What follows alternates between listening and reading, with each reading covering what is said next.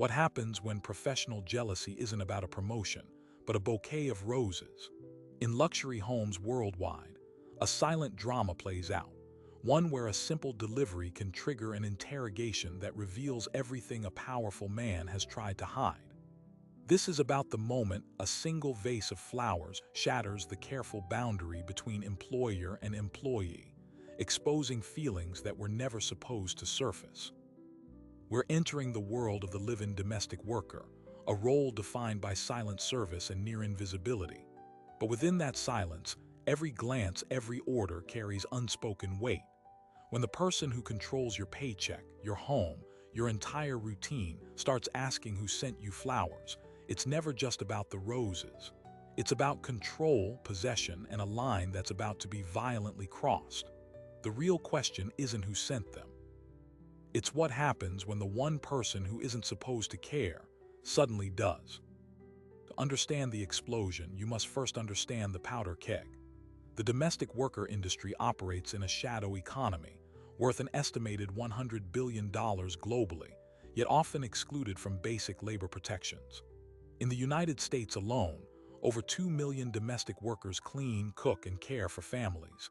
And for those who live in, the workplace is also their home, blurring every boundary.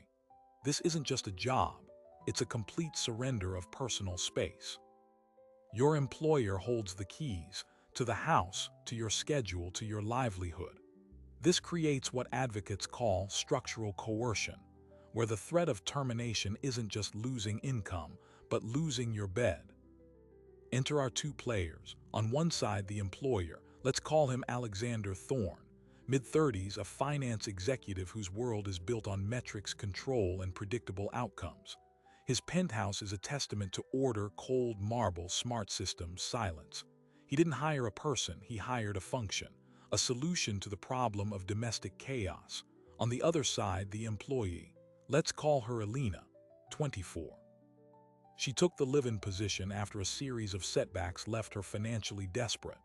For her, this isn't a career step, it's a lifeline. She signed a contract that included clauses about discretion and adaptability, standard in these private arrangements, which legally translate to "we own your time." The routine is established with military precision. Alina rises at 5:30. By 6, she has prepared Alexander's espresso and laid out the Financial Times. Their interactions are transactional, silent, efficient. He acknowledges her with a nod, not words. She exists as a peripheral, silent asset like the automated lighting. This is the unspoken contract of the luxury domestic sphere: visibility in service, invisibility in personhood. For months, this illusion holds. But illusions are fragile. Here, where the psychology becomes critical. Studies on proximity and power show that constant, close-quarter exposure between individuals of unequal status doesn't breed camaraderie. It fosters a distorted sense of ownership. The employer, surrounded by yes-men and transactional relationships, begins to perceive the one person who cares for his most private space, who folds his clothes, knows his preferences, not as an employee, but as an extension of his curated environment. She becomes part of the domain he controls, and anything within his domain he believes he owns. The first crack appears not with a shout but with a glance. Alexander starts noticing things. The specific way Alina hums when she polishes the silver, the small, tired sigh she lets out at the end of a 14-hour day. These are human details, flaws in the perfect machine of his home, and against all logic he finds himself cataloging them. He rationalizes it as quality control. Is she unhappy? Unhappy employees perform poorly. This is merely strategic observation. This is the dangerous self-deception that precedes the fall.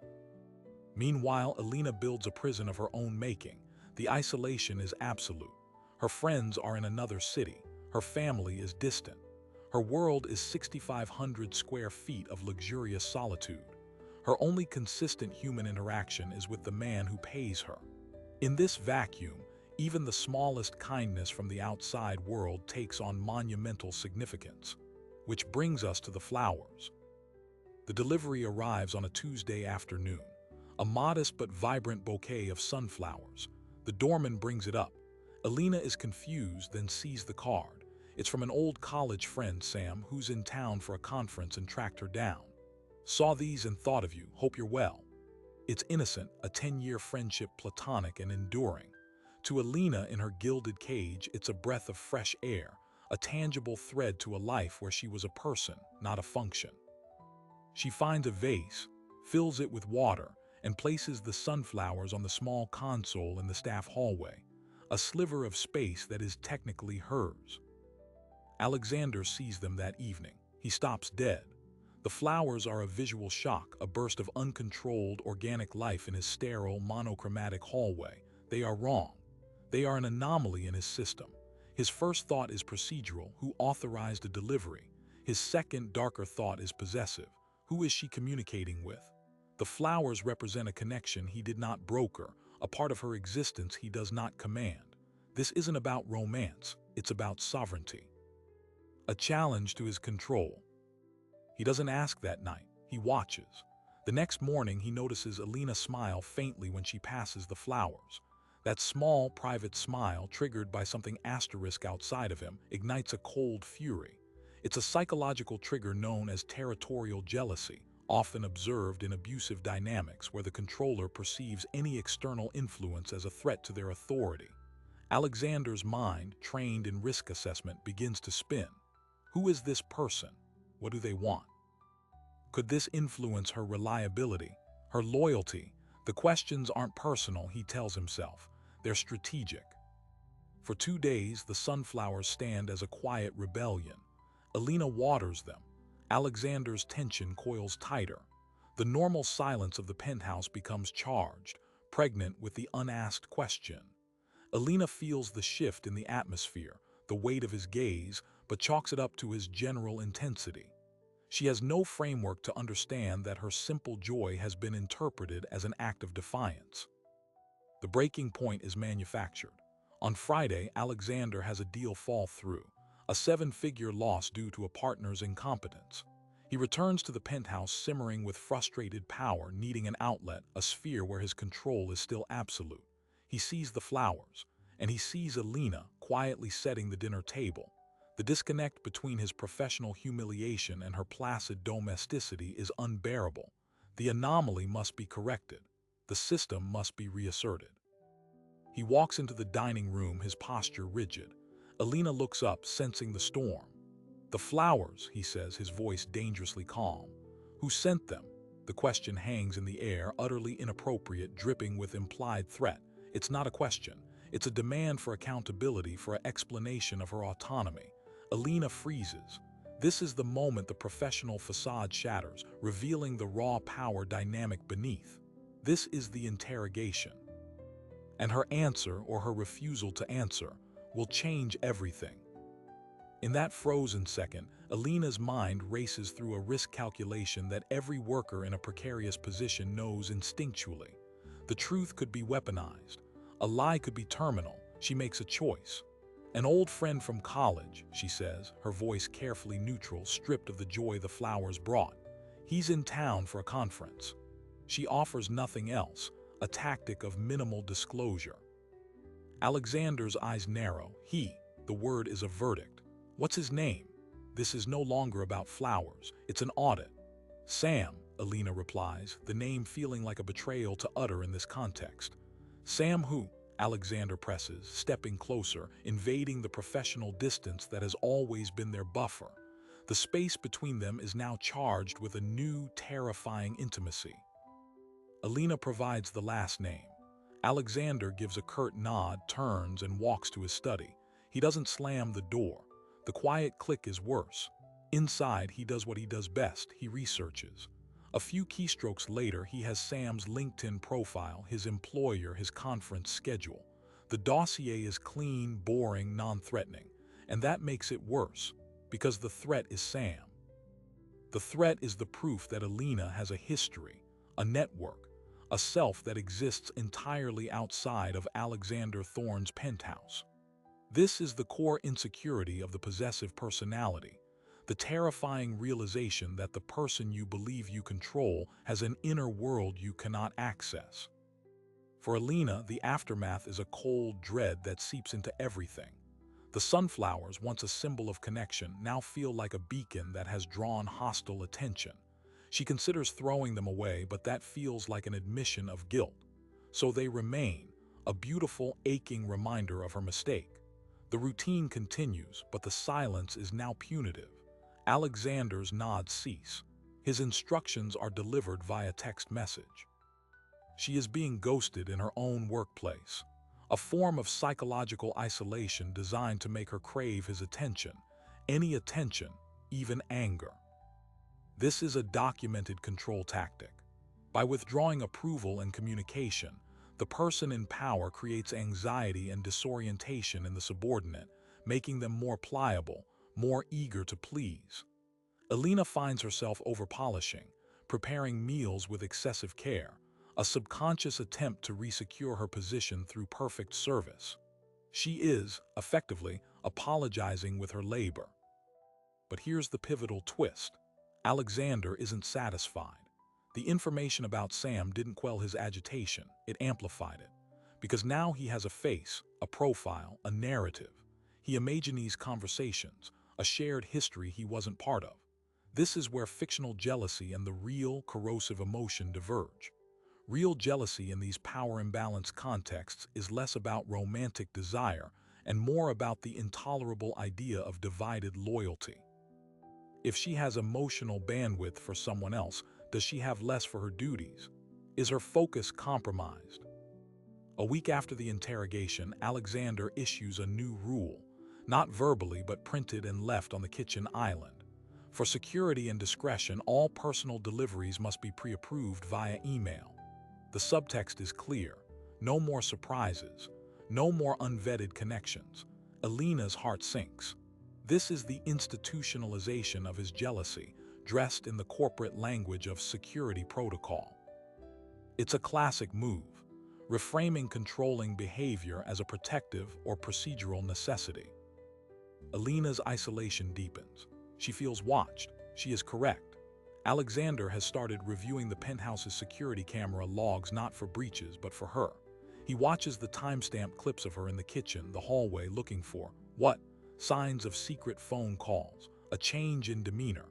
He tells himself it's about ensuring she's not compromising the home's security by being distracted. The self-deception is now complete. The surveillance is for her own good, for the safety of the domain. Meanwhile, Sam texts, "Dinner next week. Would love to catch up properly." Alina stares at the message. A simple invitation now feels like a high-stakes tactical decision. If she asks for pre-approval to see a friend, she formally acknowledges Alexander's authority over her personal life. If she lies and goes anyway, she risks him finding out, and his resources make that likely. If she declines, she severs one of her last external ties. This is the structural coercion in action. The rules themselves force her into self-policing, into choosing to imprison herself. She decides to test the boundary. She sends Alexander a carefully worded email, requesting approval for a personal dinner with a friend next Wednesday evening. From 7 p.m. to 10 p.m. will ensure all evening tasks are completed prior. She frames it as a formal leave request, treating her own life as a corporate liability. The reply comes an hour later. One line: not approved. Wednesday is unacceptable, potential late meeting. No explanation, no alternative date offered. The power isn't just in the refusal, it's in the lack of recourse. The meeting is potential, a ghost reason she cannot argue with. The message is clear: your time is not your own. Your friendships are subject to my calendar. Alina cancels on Sam with a vague excuse. The slow erosion of her personhood continues, but something hardens in her too, a quiet, simmering resentment. This is the dangerous phase for the controller, when the controlled subject stops being afraid and starts getting angry. Anger is a reclaiming of self. It's the emotion that says, "I deserve better." Alexander, perceptive in the way of all predators, senses the shift. Her perfected service now has a brittle edge. The "yes, Mr. Thorne" is a half-second too slow. He misinterprets this not as resistance but as proof of her divided loyalties. In his mind, she's pouting over her friend. She's choosing that connection over her duties. The narrative in his head solidifies. She is becoming a problem employee. He escalates again. This time it's a performance review. He summons her to his study, a space she's only ever cleaned. He sits behind the desk, she stands before it. The power dynamic is staged like a corporate tribunal. He cites recent distractions and potential lapses in focus. He never mentions the flowers or Sam directly. He uses the jargon of management, maintaining professional boundaries, undivided attention to duties. He concludes by saying her upcoming quarterly bonus is under review. It's a financial threat, making her economic survival contingent on her social obedience. This is quid pro quo harassment, but not the sexual kind we usually hear about. It's emotional quid pro quo, your financial security in exchange for your social isolation, your bonus for your loyalty. It's just as illegal and just as devastating. Alina leaves the study shaking. The anger has crystallized into a cold, clear understanding. She is not an employee, she is a hostage with a cleaning roster. That night she does something small and reckless. She texts Sam, "Sorry about dinner. My situation here is complicated, more complicated than I thought." It's a crack in the wall, a call for help. Sam, concerned, calls her. Alina takes the call in her room, voice hushed. She doesn't detail the abuse but says her employer is very strict and controlling about time. Sam, an ordinary person outside this gilded world, is baffled. "That's insane. Can't you just quit?" The question highlights the trap. Quit and go where? Into the savings that don't exist. Back to the instability she fled. But the call is a line thrown. And Alexander, monitoring the household's network activity as part of his security protocol, sees the prolonged call to an unsanctioned number. The anomaly is back. The system has been breached. The next morning, he doesn't confront her. He outmaneuvers her. He announces he's hosting an important business dinner at the penthouse on the very night she was originally going to see Sam. He requires her to be present for service and cleanup, which will run late. He has effectively used her labor to physically imprison her, legally and politely. She cannot leave. The message is delivered with a cold smile. "I trust this won't be an inconvenience." This is the bridge to the point of no return. Alina realizes negotiation is impossible. The rules will keep changing to box her in. Her autonomy is the enemy of his control. And in that realization, a plan forms. Not a plan of escape yet, that's still too terrifying, but a plan of documentation. She begins taking surreptitious photos of the printed rules, saving the text message denials, noting the times of his unexplained surveillance. She creates a record. It's a tiny, secret reclamation of power. The night of the business dinner arrives. Alina plays her part flawlessly, the invisible, efficient staff.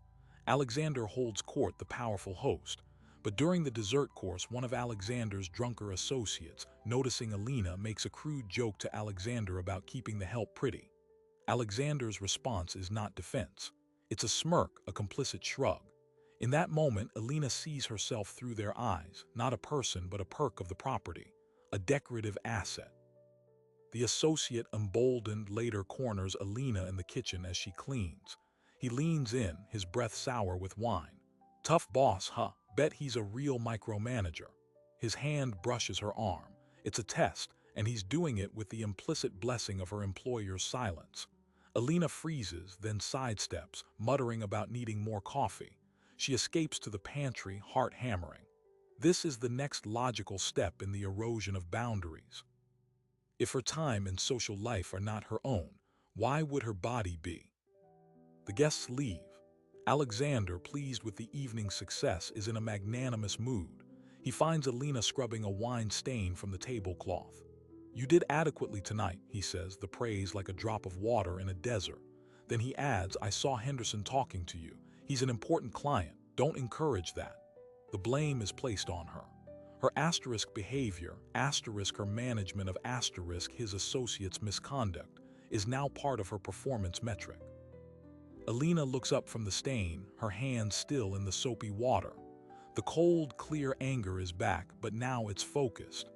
"Encourage what exactly, Mr. Thorne?" she asks, her voice devoid of its usual deference.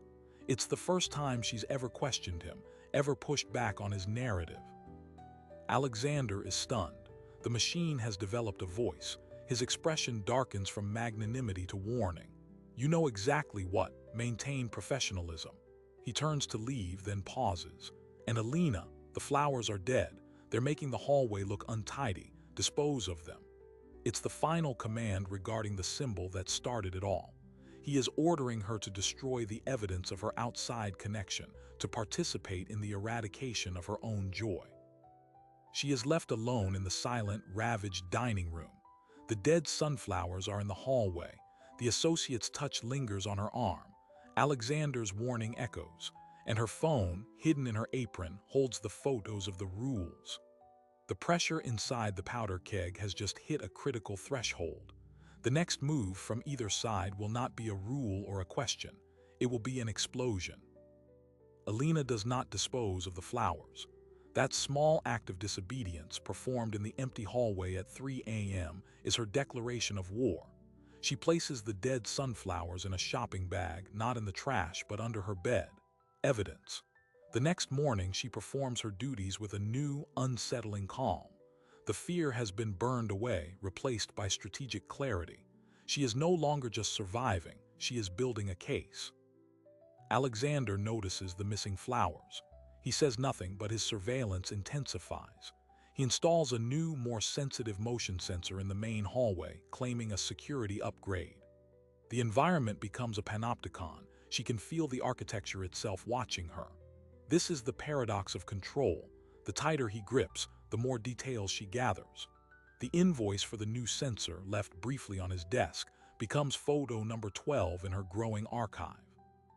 Her research begins in earnest. On her phone, during her mandated afternoon break, she searches terms she'd never considered before.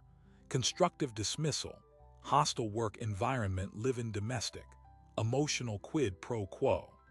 The digital breadcrumbs lead her to the website of the National Domestic Workers Alliance. She reads about the Domestic Workers' Bill of Rights, legislation that exists in only a handful of states, providing protections for overtime, paid sick leave, and freedom from harassment. Her state is not one of them. The hope is momentary, then crushed. The law, she realizes, has not yet caught up to the reality of her prison. But then she finds something else, a confidential hotline for domestic workers experiencing abuse. The word abuse jars her. Is this abuse? He hasn't hit her. He hasn't explicitly demanded sexual favors. The voice in her head, conditioned by his gaslighting, whispers, "You're being dramatic. He's just strict." This is the insidious power of psychological control, making the victim question their own perception of reality. She calls the hotline from a payphone near the grocery store, her hands trembling. The woman on the other end listens without judgment. Alina outlines the rules, the surveillance, the denied request, the associate's advance. She doesn't mention the flowers. The story already sounds too petty. The counselor's response is immediate and firm. "What you're describing is a textbook hostile work environment and likely illegal surveillance. The financial threat regarding your bonus could constitute retaliation." You are not being dramatic. The validation is a lifeline. The counselor advises her to continue documenting everything and to secure copies of her original contract. She also mentions a possibility Alina hadn't dared consider, a free legal consultation. Here, where the story pivots from personal to systemic, Alina's individual struggle connects to a vast, silent network of similar stories. The counselor explains that cases like hers are notoriously difficult to prosecute because of the he said, she said nature, the lack of witnesses, and the economic power imbalance. But a pattern of documented evidence changes the game. She is no longer just a disgruntled employee. She is a potential plaintiff. Emboldened, Alina's next move is audacious. She needs her contract. The original is in Alexander's filing cabinet in the study, a room that is now a fortress. She waits for his next late night at the office. Using the code he'd once given her for emergency cleaners, a code he'd forgotten to change, she enters the study. The air feels different, charged with his presence. She finds the filing cabinet, locates her file, and uses her phone to photograph every page. The contract is even more oppressive than she remembered, with non-disclosure clauses that threaten legal action if she speaks about her work conditions. She photographs it all. As she is leaving, her eye catches a familiar name on another file tab. Not her name, another woman's name, Maria. Curiosity overrides caution. She opens it.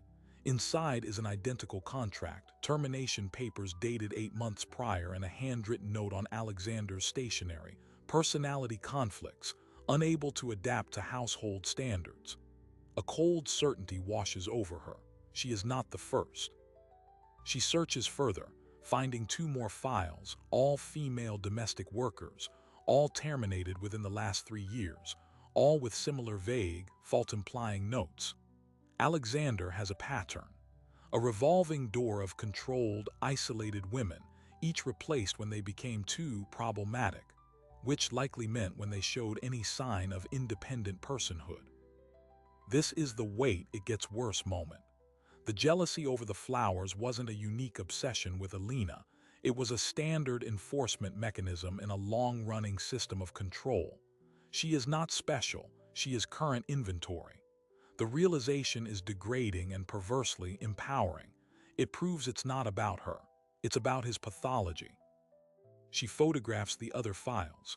The evidence folder on her phone is now a bomb. Meanwhile, Alexander is not idle. His network monitoring flags the searches from her phone on the household Wi-Fi, domestic workers alliance, hostile work environment. The blood drains from his face. This isn't resistance, this is insurrection. This is a direct threat to his reputation, his lifestyle, his sense of impunity. Fear, not jealousy, now drives him. He must re-establish control definitively. He chooses a dual strategy. First, the carrot. He surprises her by approving a dinner with Sam, offering his driver for the evening. "You've been under strain," he says, his tone almost paternal. "Some time off will do you good." It's a stunning reversal designed to disorient her, to make her question her own narrative.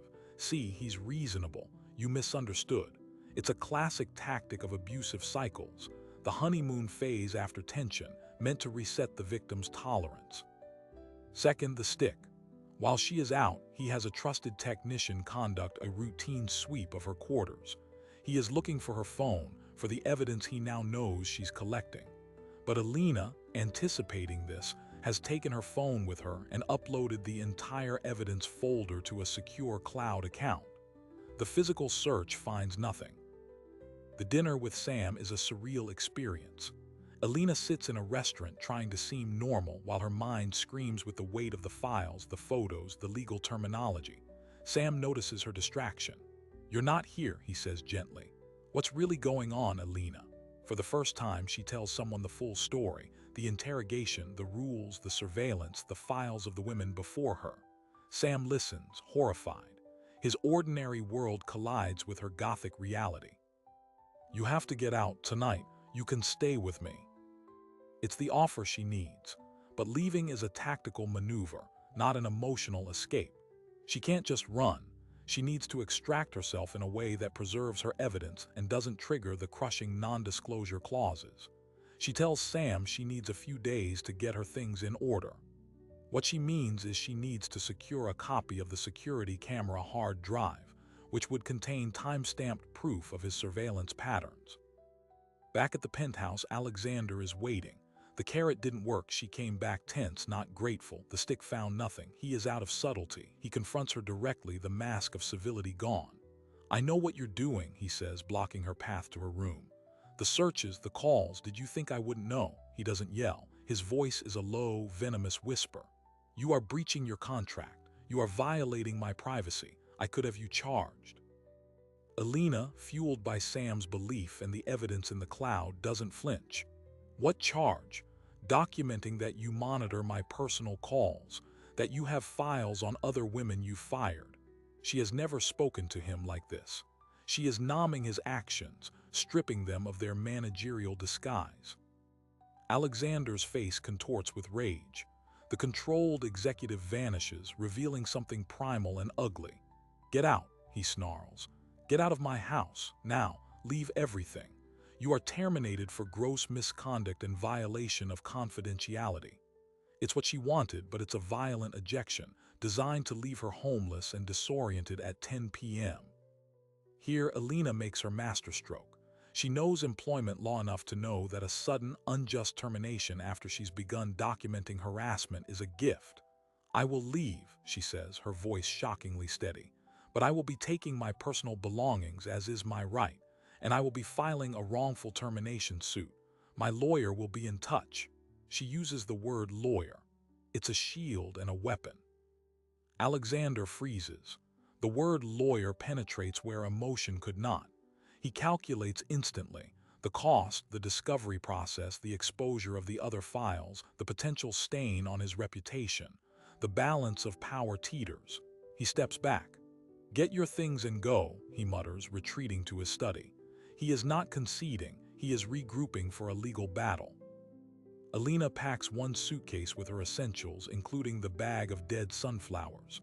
She walks out of the penthouse, through the marble lobby and into the city night. She is free. But the battle is not over. It has simply changed venues. She goes to Sam's apartment, a temporary safe house. The next morning, she contacts the legal referral from the hotline. This is where the scale explodes. The lawyer, a specialist in employment law for vulnerable workers, reviews her evidence. She is not just interested in Alina, she is interested in Alexander's pattern. The multiple terminated employees suggest a systemic practice, not a one-off dispute. This could be a class action style case, seeking damages not just for Alina, but for the other women whose files she photographed. The potential liability for Alexander skyrockets from a nuisance settlement to a catastrophic financial threat.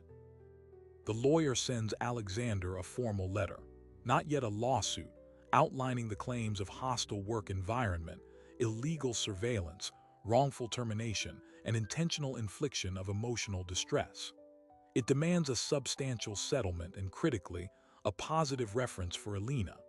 It's a chess move, forcing Alexander to choose between a costly, public fight or a quiet, expensive payout. Alexander's response is not through his lawyer.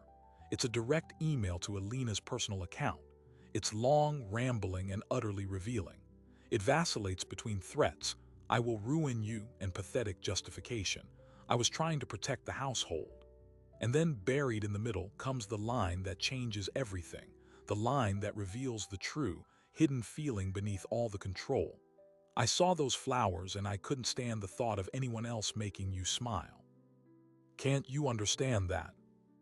There it is, the confession. The jealousy wasn't about loyalty to the job. It was about him, his desire twisted by power into possession.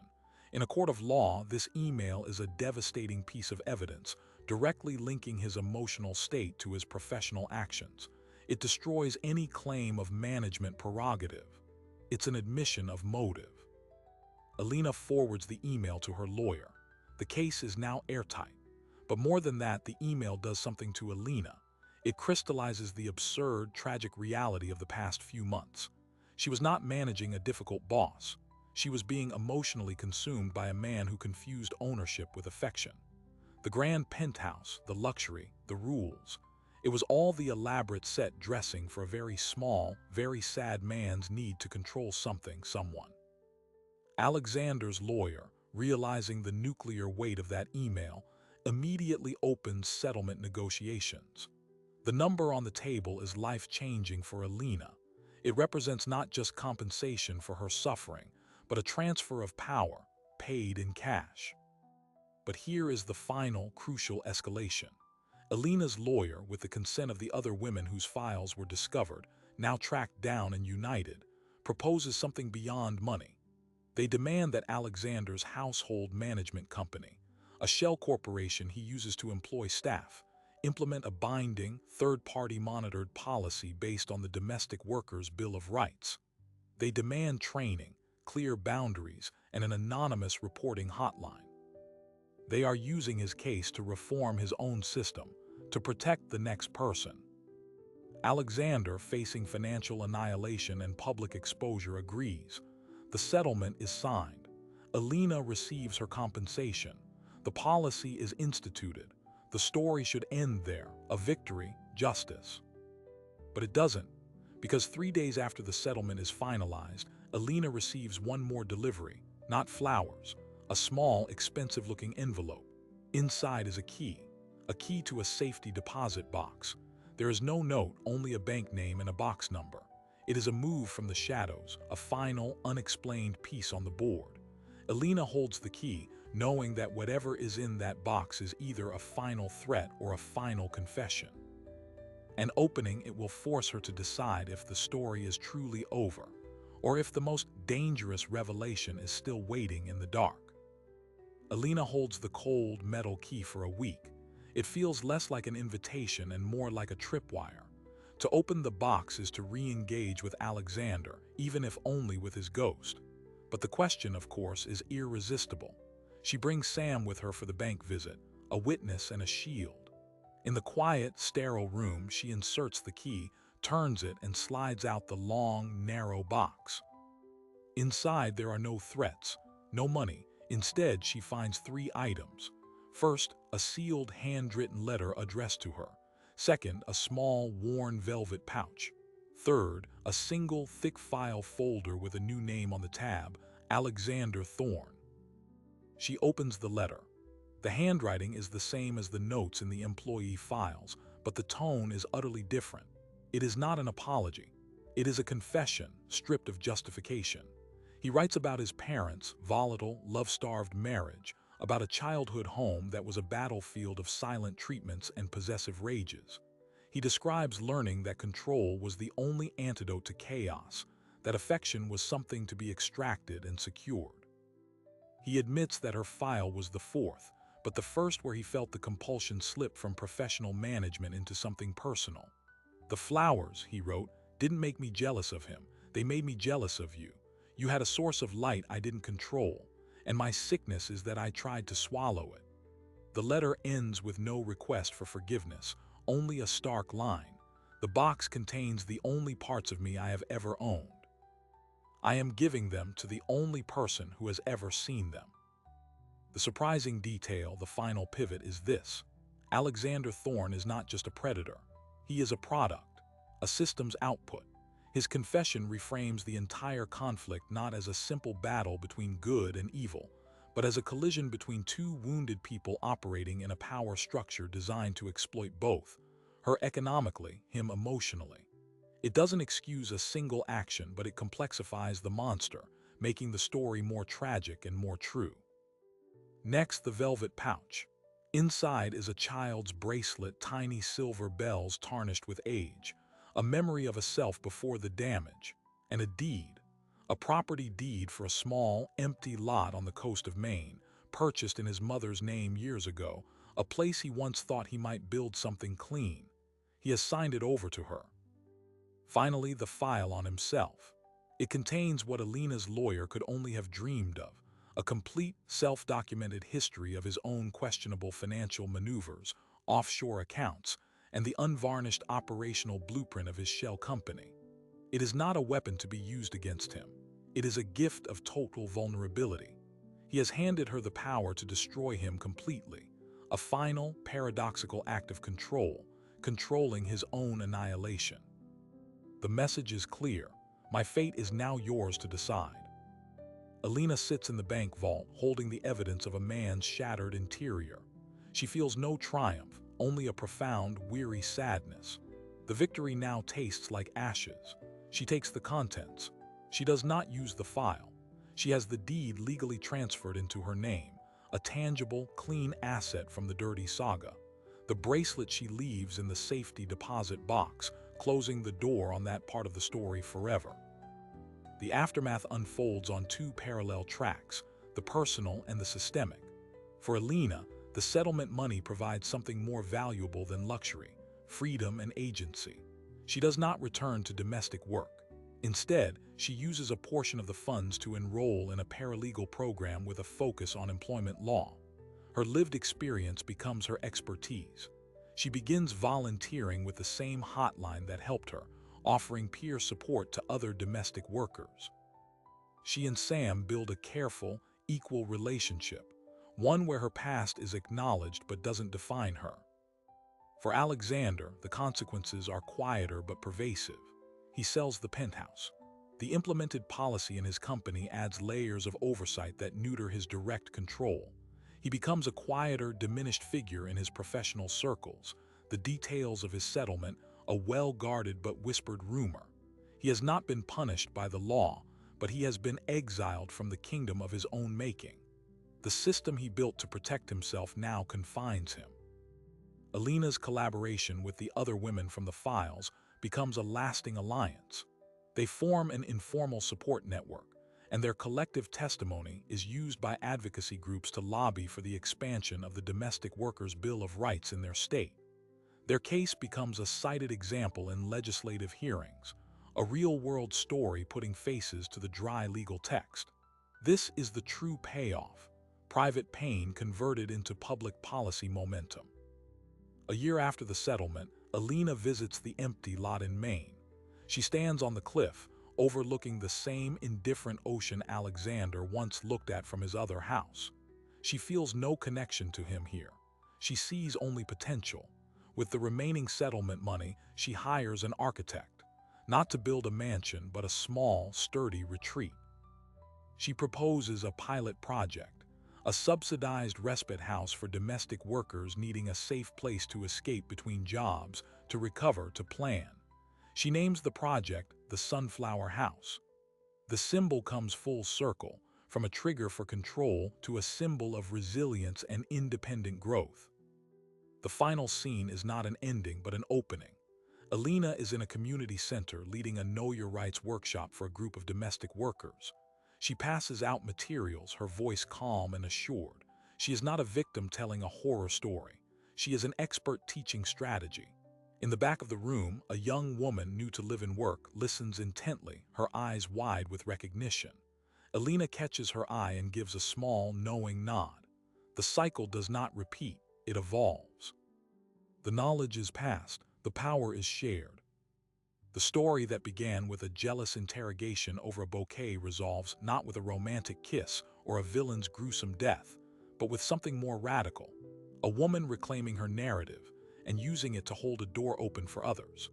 Alexander Thorne's hidden feelings were not love. They were the toxic fuel of a damaged system.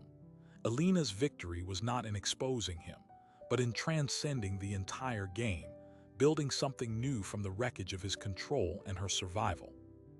The key opened a box, which opened a path, which led to a cliffside where something better could finally be built. So what does this story of flowers, jealousy, and a safety deposit box ultimately tell us? It reveals that the most dangerous workplace romances aren't the consensual ones, but the coercive fantasies of those in power. The narrative we're sold, that a boss's jealousy signals hidden passion, is a dangerous fairy tale.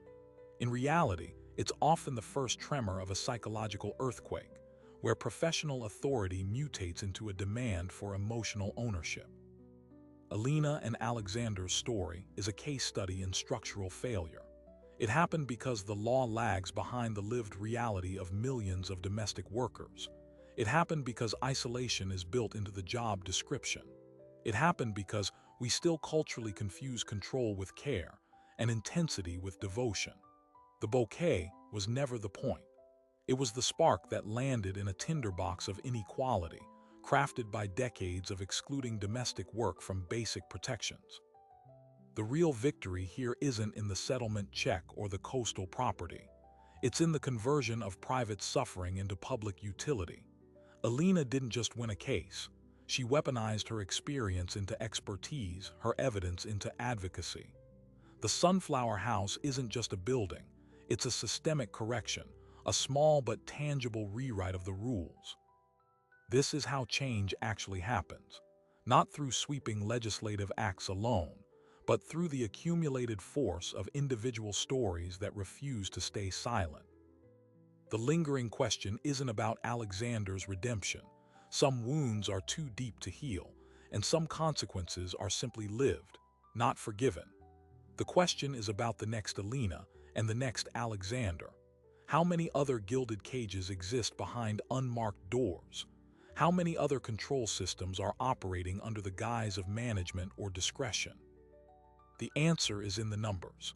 Over 2 million domestic workers in America, a global shadow economy in the hundreds of billions, and a legal landscape that often leaves them navigating a wilderness without a map. This story pulls back the curtain on a world of work that is intimate yet invisible, essential yet exploited. It challenges us to see the humanity in the help and the potential pathology in the powerful. It reminds us that the greatest act of rebellion is sometimes not to flee a cage, but to dismantle it and use the materials to build a shelter for others. If you want to dive deeper into the real human stories behind the headlines, the unvarnished truths about power, money, and the secrets people keep, you're in the right place. Hit that subscribe button and ring the notification bell. We unravel a new story like this every week, stories that don't just entertain but illuminate. Thanks for watching. Until next time.